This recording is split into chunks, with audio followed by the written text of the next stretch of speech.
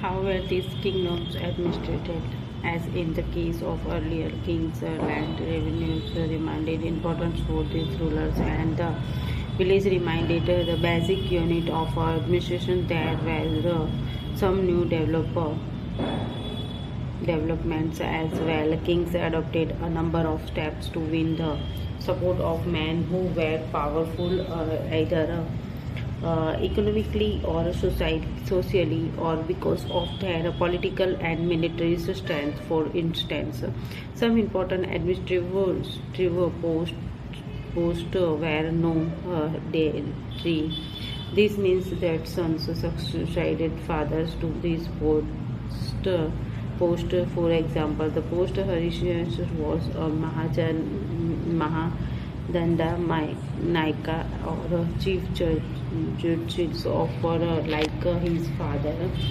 Sometimes one person had many offices.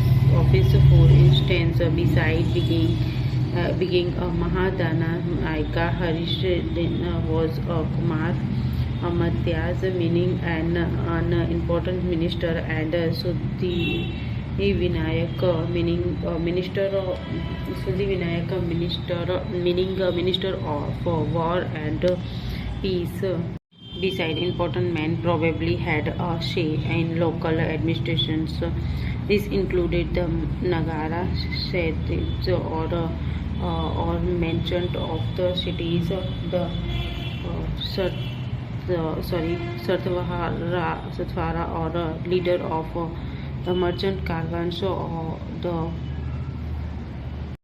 beside, important men probably had a say in local administration. This included the Nagara society of a chief banker or a merchant of the city, the Satvara, or leader of the merchant caravans, the Paratha Kulika, or Pathama Kulika, or the chief craftsman and the head of the casas or scribes.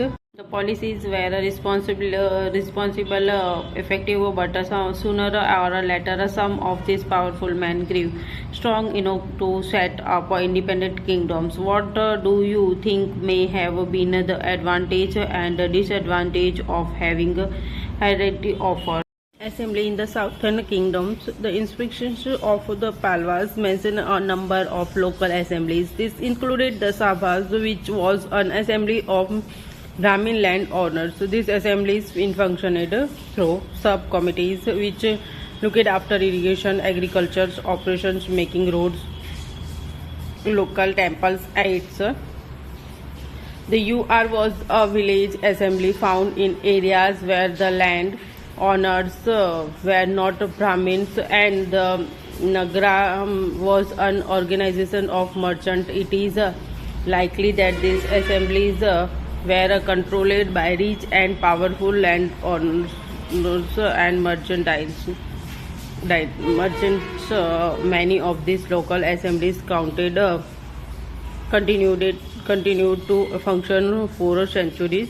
Ordinary people in the kingdom, so we can catch the unassuming glimpse of the lives of ordinary people from players and others accounts. So let's look at some of these. Kalidas is known for his play depicting life in the king's court, and interesting features about these plays is that the king and most Brahmins are shown as speaking Sanskrit, while women and men other than the king and Brahmins use Prakriti.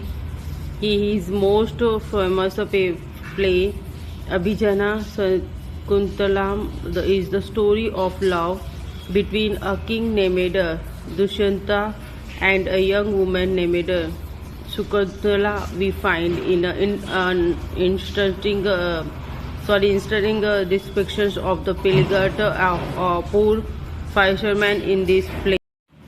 A fisherman finds a ring. A fisherman found a precious ring which the king had given the Sakuntala, but which had been accidentally swallowed by a fish. When he went to the palace with it, It gateman accused him of the theft, and the chief police officer was rather rude. However, the king was happy when he saw the king ring and sent a reward for the fisherman. Then the police officer and the gateman decided to take a share of the reward and went along with the fisherman to have a drink. Do you think that if a poor man finds something and reports this to police, he would be treated like this today? Name a famous man who threw in Prakriti, and a king who issued instructions in a Prakriti. Chinese pilgrim Ixan noticed the pilgrimage of this those who were treated as untouchables by the high and mighty. They were expected to live on the outskirts of the cities. He writes, if such a man enters a town or a market palace, he strikes pieces of wood in order to keep himself separate people. Hearing this sound, know what it means and avoid touching him or brushing against him. And Banapata provides with vivid pictures of the king's army on the move. Buildings and in bricks and stones. Look at here. Okay. The skills of our craft persons are also apparent in the buildings that have survived, such as the Satpura.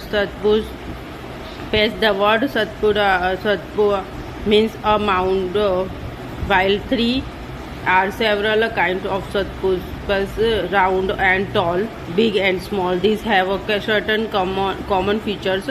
Generally, there is a small box placed at the center or a heat of the Satupa.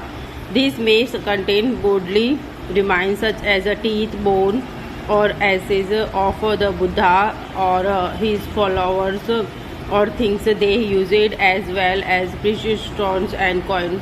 This box, known as a relic casket, was covered with earth, later a layer of mud brick or baked brick was added on top, and then the dome like a structure was sometimes covered with carved stone slabs.